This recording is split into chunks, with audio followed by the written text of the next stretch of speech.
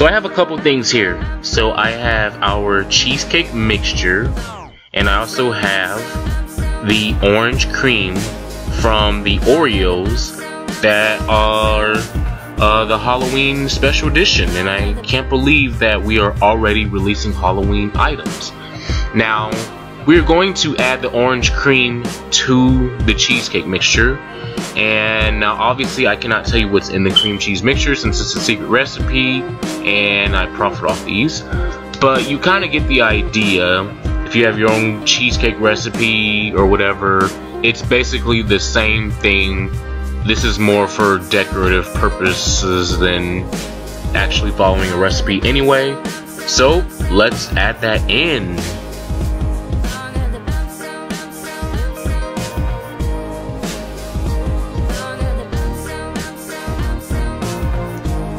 If you want the cheesecake to have a more darker orange color, that's completely fine. I'm going to add some, I'm going to make it darker myself. So I'm going to add some food coloring gel to the mix. You can add the food coloring gel if you want, or you can add the liquid. There are two different things. There are sometimes when you're making certain things, you will want to use one over the other and vice versa. I know if you're like making frosting or something, it's always better to use the gel.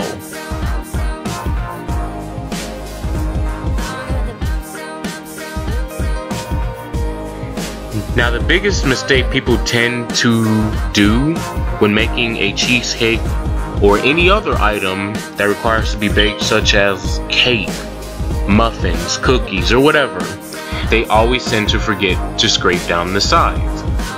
I actually remember this because there was a question asked in my final. What do people tend to forget to do when making a cheesecake? One of the answers was scrape the bowl, the sides of the bowl. I got the answer right. But yes, it's always important to scrape down the bowl so you can get all the contents of the product fully mixed in, well incorporated, so you don't have, you know, unincorporated stuff. You know, you get the point.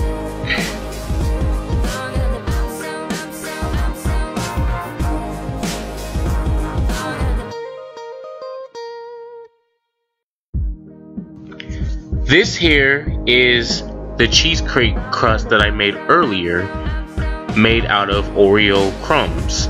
Just Oreo crumbs, a little bit of butter, put it in the oven for about a few minutes, and I let it freeze so it can form and not break.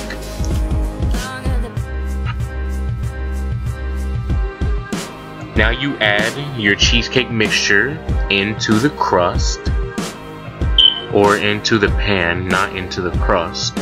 I was gonna say you need the full pan, or else you're not gonna have a not so well cheesecake. I'm about to put this little guy right in the oven. Just make sure you pat the pan down on the surface, just so you can get all the air bubbles out of the cheesecake, because there is a lot of air bubbles in cake just in general. Yes, so this will go in the oven. Now, if you want to do a no-bake method, you can. Just make sure you don't put any eggs in your cheesecake. Adding raw egg to a product that's not going to be cooked will cause illnesses. Trust me, do not add egg to a cheesecake you do not plan on baking. Other people say you can do it, but just don't do it, trust me.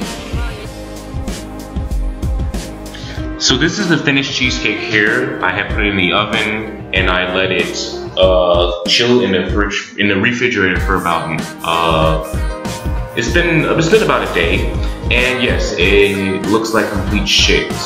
Look at everything. It has cracks everywhere. Its form is all messed up. I mean, I know it tastes good and everything, because trust me, they do taste good. But this stuff does tend to happen when making a cheesecake. Due to maybe over mixing or constantly opening the oven while the cheesecake is baking. Whatever that may be, we can definitely fix this with a cheesecake glaze. I typically make this with every single cheesecake I've ever made. So we are just going to spread that on the top, so we can camouflage it and then make it look beautiful.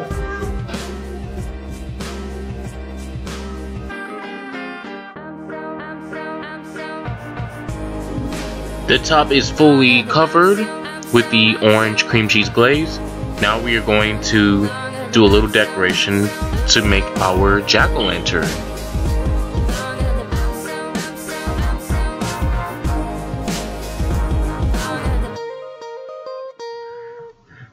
So there he is, sitting in the cheesecake box. I mean, not bad for the very first time ever making a jack-o'-lantern cheesecake.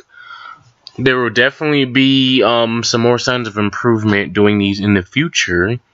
But yes, there he is, sitting in that box smiling. Thank you guys so much for watching my vlog. And I will be seeing you guys again for the 10th vlog. I'm going to be making something like you never seen before. It might be shitty.